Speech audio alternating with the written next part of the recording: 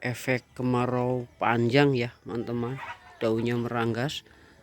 Bismillahirrahmanirrahim. Assalamualaikum warahmatullahi wabarakatuh.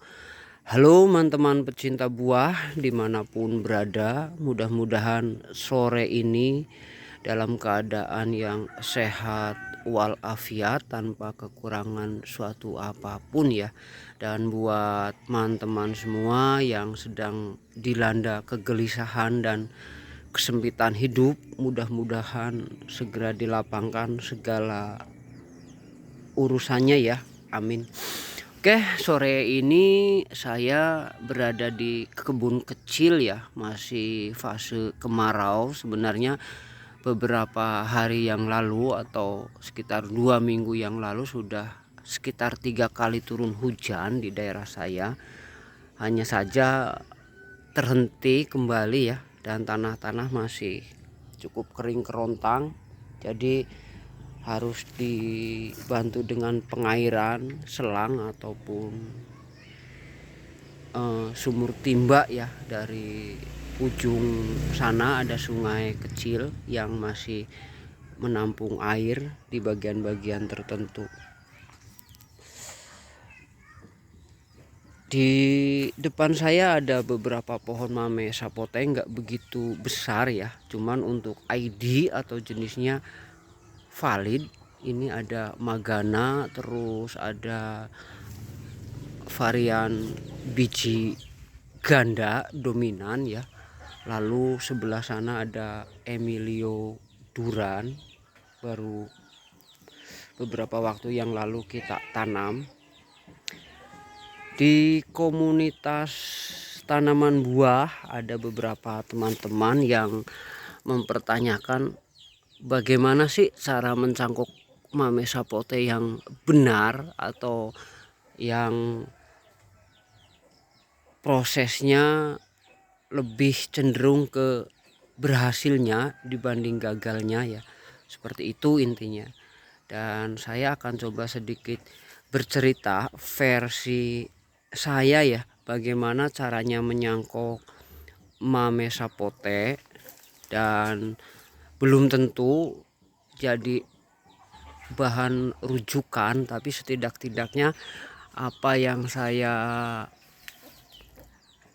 kerjakan sudah bisa mengeluarkan akar dan bisa ditanam di grounding sampai cukup besar ya, dengan proses pencangkokan yang saya lakukan. Kita lihat ke sini teman-teman.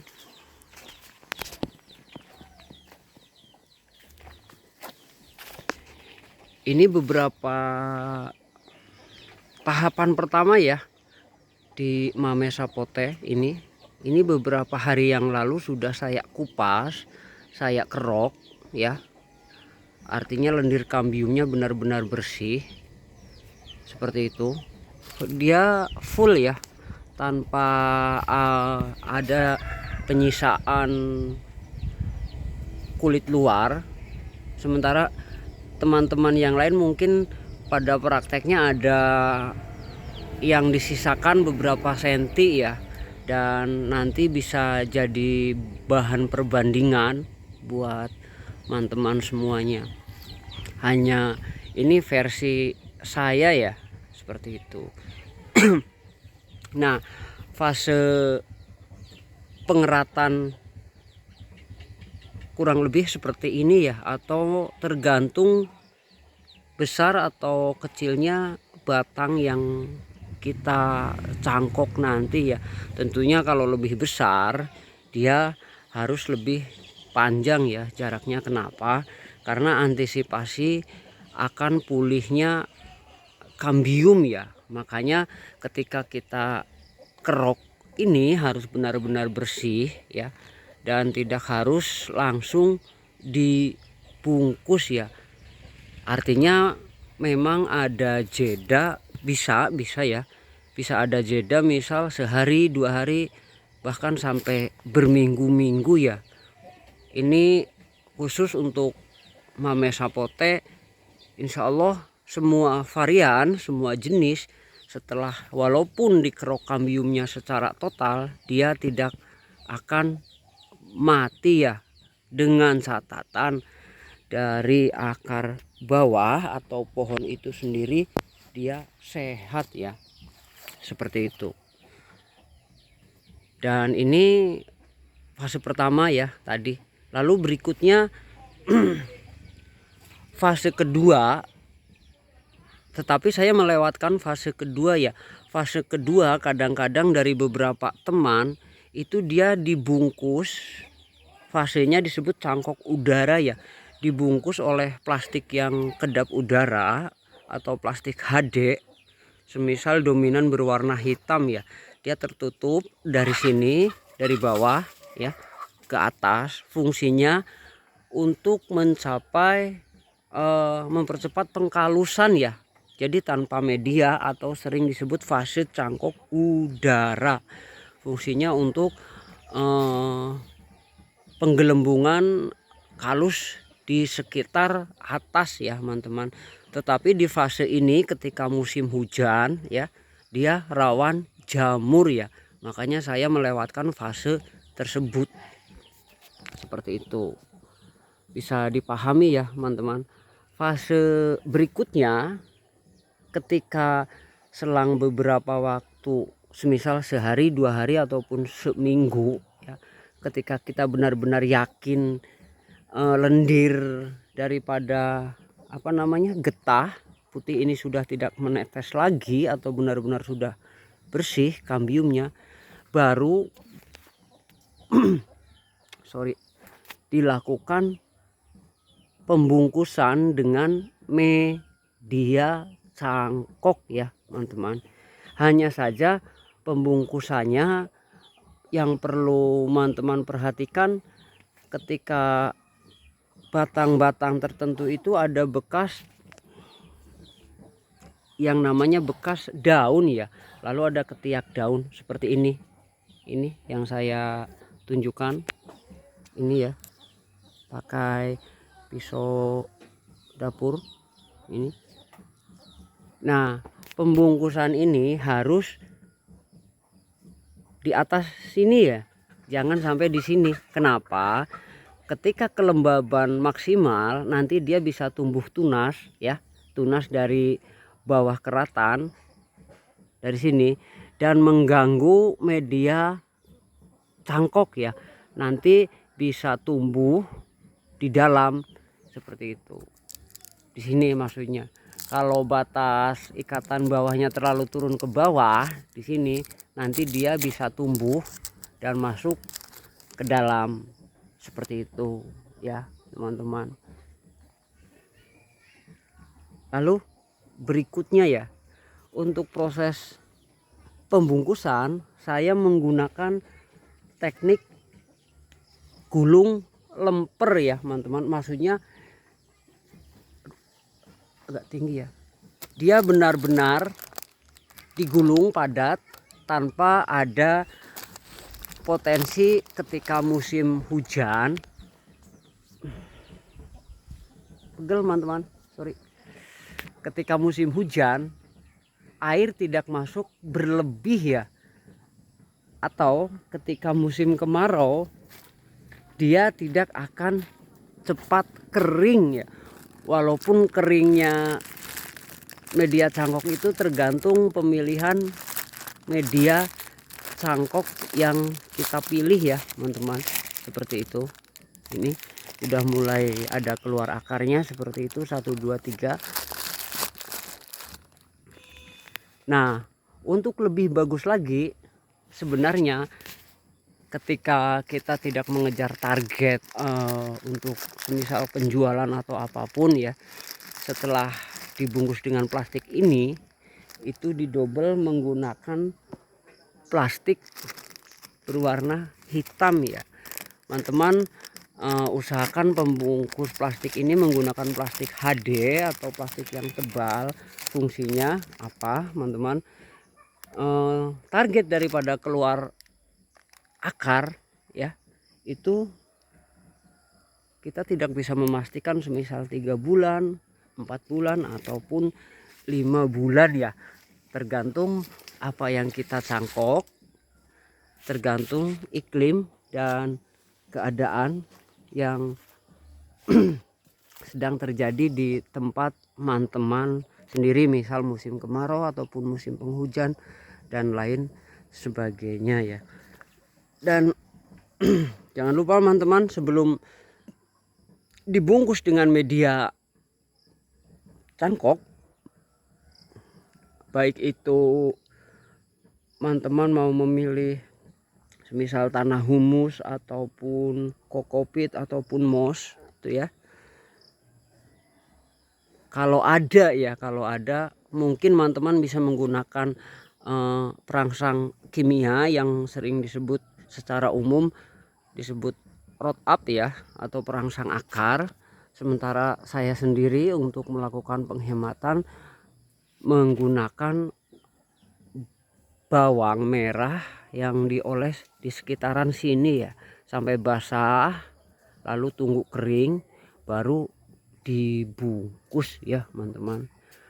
Dan keuntungan daripada bungkus lemper seperti tadi ya, saya nyebutnya bungkus lemper ya, bukan belah. Mungkin teman-teman juga ada yang menggunakan cara teori plastiknya dibelah ya. Itu dia, ketika dia musim kemarau kelembaban tetap terjaga, dan ketika musim penghujan air tidak mudah masuk sehingga terjadi penggenangan yang berlebih seperti itu ya teman-teman.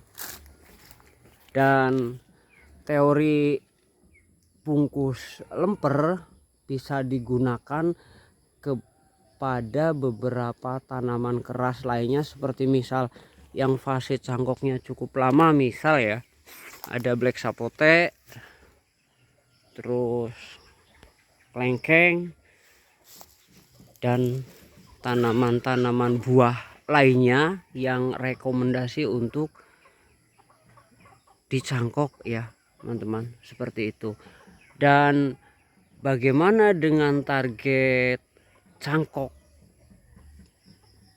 ketika kita memanen? Maksudnya teman-teman kan kadang-kadang banyak tuh yang bertanya berapa hari atau berapa minggu atau berapa bulan keluar akar. Jawabannya sederhana ya, pada satu pohon itu tidak bisa disamaratakan serempak ya. Artinya ada yang memang belum keluar akar walaupun dicangkok secara bersamaan, ada yang baru keluar akar 2, 3, 4, bahkan di ujung sana itu, di atas sana itu sudah saya panen beberapa minggu yang lalu. Proses pencangkokannya bersama-sama yang masih nempel ini ya teman-teman. Kenapa? Karena seperti yang saya tadi bilang, satu iklim berpengaruh ya, terus kesehatan indukan yang kita cangkok pohon apapun tentunya teman-teman paham ya. Artinya semakin sehat pohon yang kita perbanyak akan berpotensi semakin cepat untuk mengeluarkan akar, seperti itu. Bisa dipahami ya teman-teman. Dan saya menggunakan moss ya dalam pencangkokan, seperti itu. Wujudnya ini seperti ini ya, ada sisa bekas pembungkusan dulu belum dibawa pulang karena musim kemaraunya cukup syahdu. Ini sampai lupa tidak dibawa ke sekitaran rumah ya, seperti itu. Tapi insya Allah ini akan keluar tunas ya, masih terselamatkan.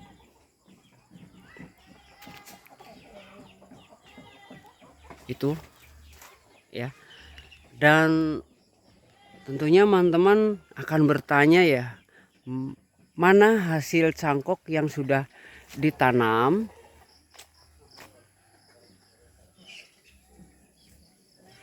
Versi yang saya bicarakan dari awal tadi ya teman-teman, jawabannya adalah pohon ini sendiri ya, ini hasil cangkok, saya cangkok sendiri dari indukan awal yang sudah berbuah. Ini ada 1 ya, terus 2, 3 ya. Dan bagi teman-teman cangkok ganda, cangkok double seperti apa sih? Kan sederhananya seperti ini. Ketika dia sudah keluar akar cukup banyak, nanti ini pembungkus bisa kita buka ya, ditambahkan media. Fungsinya tentunya kita berharap agar akar semakin banyak, semakin panjang. Ketika dipotong, potensi hidup akan lebih banyak ya teman-teman, seperti itu. Dan jawaban singkat juga buat teman-teman, produk cangkok berapa tahun tanam setelah berbuah? Kadang-kadang untuk menjawab pertanyaan seperti itu susah ya. Artinya apa? Ini dulu saya tanam kecil ya, hampir 3 tahun lalu sebesar ini ya. Tahun kedua di sini banyak sekali yang namanya pentil-pentil sampai sebesar bola kasti, cuman pada rontok karena memang saya menghindari pupuk kimia ya, kecuali ini kohek kambing seperti itu. Dan memang targetnya untuk pohon sedekat ini ya, beberapa meter paling, itu jujur kurang bagus untuk pembuahan ya. Insya Allah untuk perbanyakan baru lebih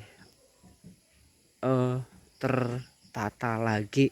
Bahkan mungkin suatu saat akan ada yang kita angkat ya.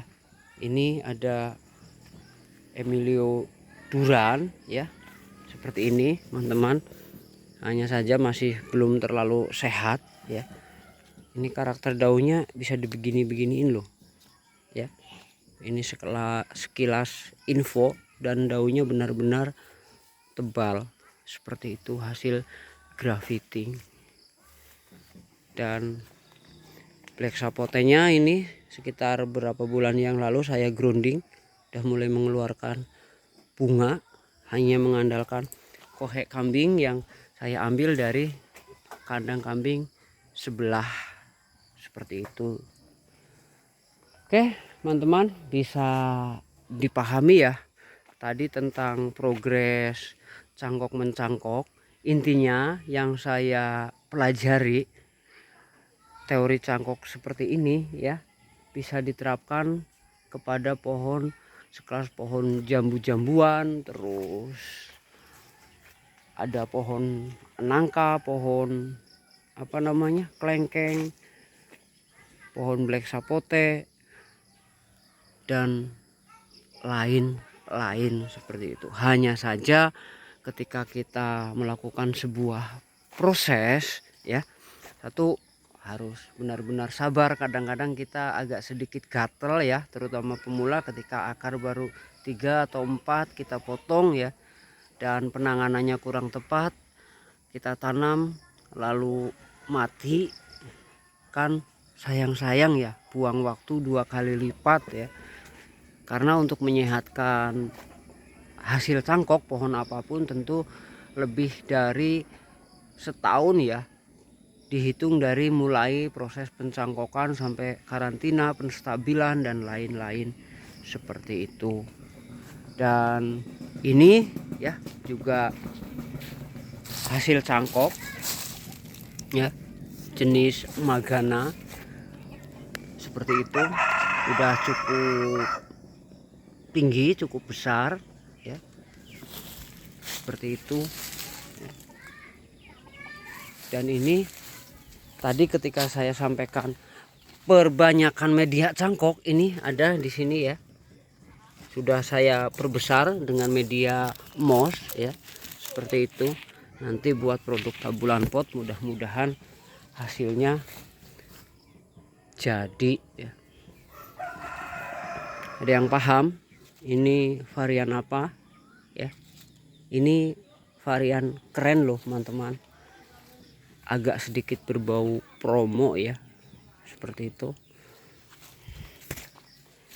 Ini anggur kesayangan Sabara sampai kering seperti ini karena tidak terurus ya.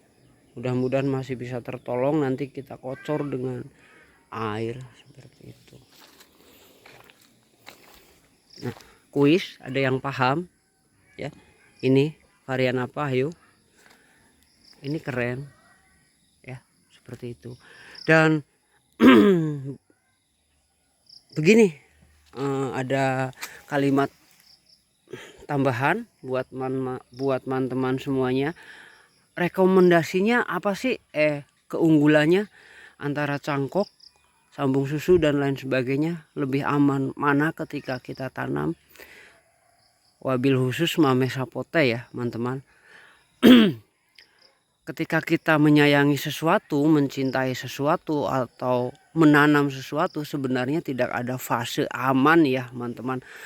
Produk apapun itu ya, maksudnya seperti ini, yang namanya musibah dalam tanda kutip, pohon mati ataupun gagal hidup atau apapun bisa terjadi dari produk cangkok ataupun produk sambung susu ataupun sambung pucuk dan lain sebagainya ya. Itu tergantung bagaimana kita mensikapi, merawat apapun yang kita tanam ya. Dan seperti biasanya tentang media dan cara cangkok saya, mungkin bagi teman-teman bisa menjadi salah satu rujukan atau referensi. Silahkan ya, bisa cross check ke sumber lain, bisa disilangkan, kita sama-sama belajar ya. Belum tentu cara saya yang saya sampaikan tadi adalah cara yang benar dalam proses pencangkokan ya teman-teman.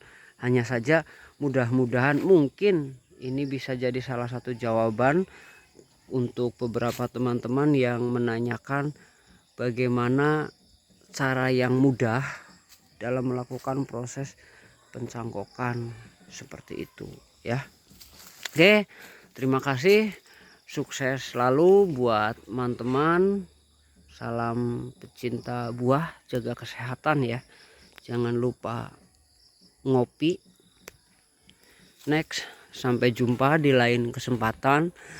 Kalau teman-teman ada yang butuh berbagi informasi tentang mame sapote atau apapun, saling bertukar pendapat, bisa silahkan tinggalkan komentar ya. Nanti bisa kita pelajari bersama-sama. Ini ada bawor ya, baru beberapa tahun, belum sampai 4 tahun sudah cukup besar ya. Terima kasih. Wassalamualaikum warahmatullahi wabarakatuh.